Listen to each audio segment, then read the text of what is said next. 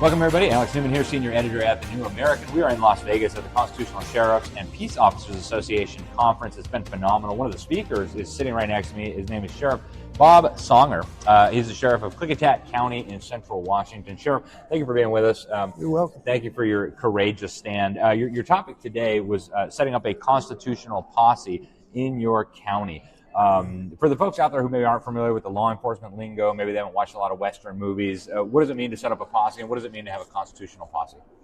Well, it's not called a constitutional posse, it's a posse, sheriff's posse. In 2014, when I was first elected sheriff, we had a manpower shortage like most agencies have. So what I did a community policing thing. So I reached out to the community and got volunteer citizens, and we do a background check to make sure they're not convicted felons or child molesters or anything like that. They got a clean record, and it's all volunteer on their part. Good citizens of the county to assist the sheriff in his duties within the county. I would point out I've got about 150 posse members. And I started that program in 2015 when I took office. And my God, the far left just went nuts. Sheriff Songer's out there, he's got a posse, he's going to be tracking down immigrants and hanging people from oak trees. No, I'm serious. Oh, goodness. Of course, I wasn't the majority of the people saying that, but there was that far left woke group that just literally hates me anyway. Yeah. And furthest from the truth. First of all, the posse has no arrest authority. Okay, it's like a county-wide crime watch. They go through training each month. We have some training we go through with them, and we have 3 divisions that make west end of the county, central division of the county, and then the far east end of the county. And these are really good, outstanding citizens and helping the sheriff out, the department. And I've got 6 pilots that fly fours at no cost to the taxpayers. Wow. During fire season, they fly to look for smoke where there shouldn't be smoke, or if we're looking for a bad guy, or a vehicle, or lost people. The posse pilots assist us in that effort.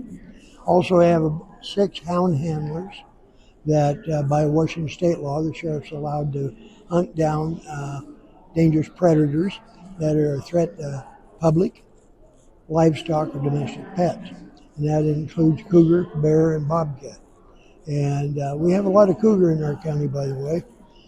And I work hand in hand with the Washington State Game Department. And we have a memorandum of understanding. I have my program, and when I get, the only 2 people can authorize a hound hunt is myself and my undersheriff. And we have to believe it falls within the guidelines of the RCW. Revised Code of Washington Code of Law. So if this fits into those categories, I authorize a hound handler, a deputy goes out with them, and we also notify the wildlife department at the same time. And they're always welcome to come with us, and sometimes they do, sometimes they don't, only because of shortage of manpower. And we track down, if possible, of course, we track down the predator and euthanize the cat, and then we have the state biologists come in, they do their exams and so forth. Anyway, then we have a volunteer search and rescue, but I'll be off a few numbers one way or the other, but it's around 70 members. Wow. The search and rescue falls under the sheriff. Okay? And I have a coordinator who's a reserve deputy that coordinates the search and rescue. And they have, they can rescue people off the side of mountains, rivers, so they're well trained and they train all the time. Now keep in mind when I talk about all these citizens involved in this is all volunteerism. It doesn't cost the taxpayers of Klickitat County 1 cent. And so I'm real proud of those folks helping out. Obviously they believe in the Constitution because they're volunteers for me, and I'm a constitutional sheriff. And I tell people, as an elected sheriff, I'm a constitutional sheriff. Yes, my job as an elected sheriff, and I'm in my 3rd term, even at the degree of some folks, but I'm in my third term, and I got about two years, a little over 2.5 years to go, finish this third term out. And I've been in this business 55 years already, so I'll have 2 more years. So I'll be around 57, 58 years Wow. by the time I retire out. And for those far lefties that don't like me, I might not retire. I'm not sure. Oh, Sheriff, I appreciate very much what you're doing. So, is this something that you think other sheriffs around the country could learn from? A way to save taxpayers' money, get citizen involvement? Absolutely. And of course, it's going to depend on the state and their laws and jurisdiction and so forth. But I'm hoping those sheriffs who are interested, they can reach me. My number at the office is 509 773 4455. 509 773 4455. If they call me, I will get our policy and procedures for the posse, the application to fill out so they can do a background check. I'll get them all of that material. We have pretty strict guidelines.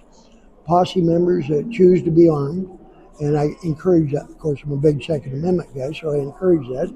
But if they choose to be armed, they cannot carry until they've gone through the NRA basic classrooms and stuff, training, and out on the range under a firearm instructor, which are NRA qualified.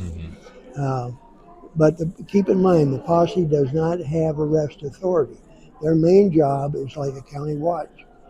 They have a placard, magnetic placard we put on their cars, and they pay for their own gas, everything. Wow. And so when they drive through the neighborhoods, or they're going to the store, or they're going to visit somebody throughout the county, that placard's showing.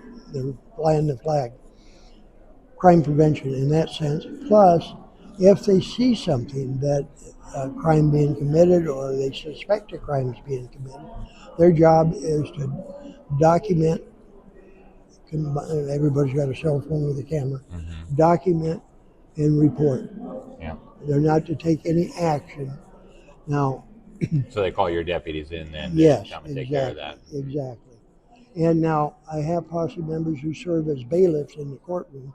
I do give them limited arrest authority, because in the wonderful state of Washington, when you bring a bad guy from the jail, and it could be a murder, and we got several in there on homicide charges. Wow. If you bring that person into the courtroom, they can't be shackled or handcuffed or anything. Wow. So if that person decides to break through the courtroom door, those posse members have the ability and the authority from the sheriff to tackle them and get help coming up there. So. Wow, that's fascinating, Sheriff. I want to thank you for spending some time with us. Thank you for explaining to the folks what you guys are doing. And thank you for being a constitutional sheriff. We appreciate your service very much. All right, folks, stay with us. We'll be right back.